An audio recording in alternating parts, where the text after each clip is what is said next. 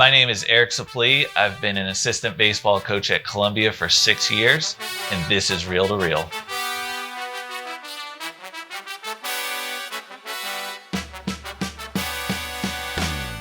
For love of the game. Kevin Costner's pitching form, it's pretty simple, it's clean, but you can just tell that he's not really moving too fast. There's not a lot of explosiveness. He's definitely a little bit older in this movie, so there's going to be a little bit less athleticism from him than maybe what he did in Bull Durham, but it's still pretty good. So knowing what pitch to throw, or having conviction, more important in a pitch, is something that really comes with maturity for pitchers. And in this case, it's a pain factor, but oftentimes a pitcher just won't feel comfortable with what's called. And something that we talk about with our guys is the right pitch to throw is always what you have 100% conviction in. And in that case, for his character, that was the only pitch actually he could really throw. So that was the best option for him. On a scale of 1 to 10, I would give For Love of the Game 7. Field of Dreams. So this is a huge topic in baseball, especially now. We have unwritten rules, which are terrible, but they've been around obviously since the days of Field of Dreams and before then. So you have a young kid coming in and winking at a veteran pitcher. And especially with the antics today, I think that this would have been handled a little bit differently. It probably would have just been shrugged off. How about a warning? Sure. Watch out you don't get killed. The ending of Field of Dreams is probably one of the best endings of a movie I've ever seen. You get all the emotions wrapped up in it. It's for a baseball player, somebody that has really spent most of their life wrapped up in a sport, especially if your dad is the one that's introduced it to you. This is kind of like the holy grail of your childhood, and kind of getting the chance to go back and relive that and how this all started for you. So for a lot of us, we went and played college baseball, maybe professional. This is where you develop relationships, and you can all tie this back to playing catch with your dad when you're little. And so it's as good as it gets. Is this heaven? It's Iowa. The overall ranking for Field of Dreams as a baseball movie, it's got to be a 10. All-encompassing. The play might not be great, but for what it stands for and what it is, it's awesome. Bull Durham. Nuke LaLoosh has quite an interesting delivery, and I wouldn't say it's particularly very good. There's a lot of excess movement to it, but you find some guys, great example right now is Johnny Cueto, that are doing some really different things with their delivery, and it can really throw off the batter, create some deception, things like that.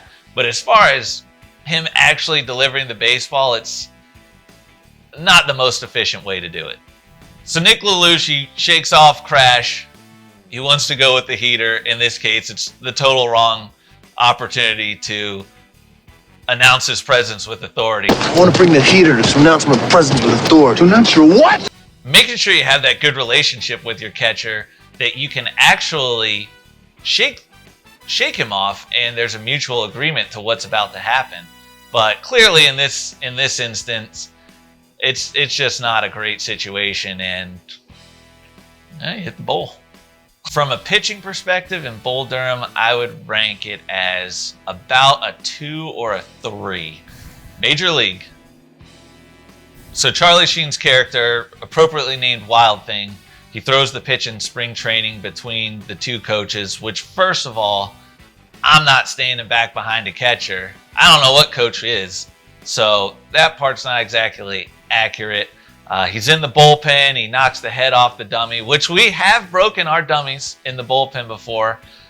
Brett Ganaway, former player, we actually named one of the dummies after him. Charlie Sheen actually has a pretty good delivery. There are rumors that he was throwing in the mid-80s during this movie, which is pretty believable. He's got a good leg kick. It gets up there pretty good, so he's got some athleticism in his delivery. His arm swing is much more realistic than some of the other movies, and you can tell that there's actually some effort in there in delivering the baseball. The pitching in Major League is a little skewed.